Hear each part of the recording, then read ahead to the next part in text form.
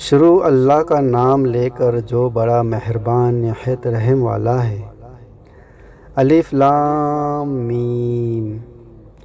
یہ کتاب قرآن مجید، اس میں کچھ شک نہیں کہ کلام خدا ہے، خدا سے ڈرنے والوں کی رہنما ہے، جو غیب پر ایمان لاتے اور آداب کے ساتھ نماز پڑھتے اور جو کچھ ہم نے ان کو عطا فرمایا ہے اس میں سے خرچ کرتے ہیں، اور جو کتاب اے محمد صلی اللہ علیہ وسلم تم پر نازل ہوئی اور جو کتابیں تم سے پہلے پیغمبروں پر نازل ہوئی، سب پر ایمان لاتے اور آخرت کا یقین رکھتے ہیں۔ یہی لوگ اپنے پروردگار کی طرف سے ہدایت پر ہیں اور یہی نجات پانے والے ہیں۔ جو لوگ کافر ہیں انہیں تم نصیحت کرو یا نہ کرو ان کے لیے برابر ہے، وہ ایمان نہیں لانے کے۔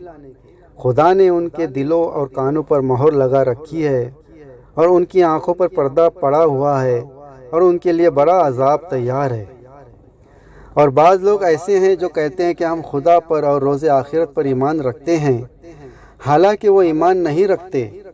یہ اپنے پندار میں خدا کو اور مومنوں کو چکمہ دیتے ہیں، مگر حقیقت میں اپنے سوا کسی کو چکمہ نہیں دیتے اور اس سے بے خبر ہیں۔ ان کے دلوں پر کفر کا مرض تھا، خدا نے ان کا مرض اور زیادہ کر دیا، اور ان کے جھوٹ بولنے کے سبب ان کو دکھ دینے والا عذاب ہوگا۔ اور جب ان سے کہا جاتا ہے کہ زمین میں فساد نہ ڈالو تو کہتے ہیں ہم تو اصلاح کرنے والے ہیں۔ دیکھو یہ بلا شبہ مفسد ہیں لیکن خبر نہیں رکھتے۔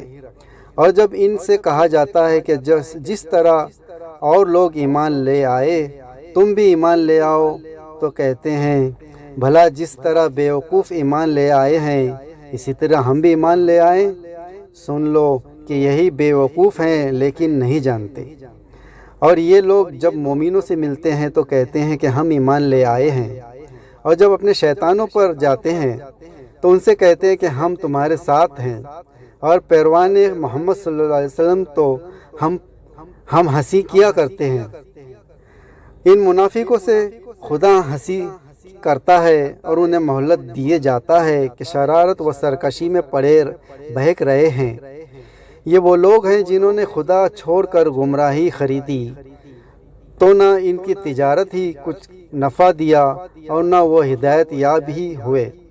ان کی مثال اس شخص کی سی ہے جس نے شب تاریک میں آگ جلائی، جب آگ نے اس کے ارد گرد کی چیزیں روشن کی تو خدا نے ان کی روشنی زائل کی اور ان کو اندھیروں میں چھوڑ دیا کہ کچھ نہیں دیکھتے۔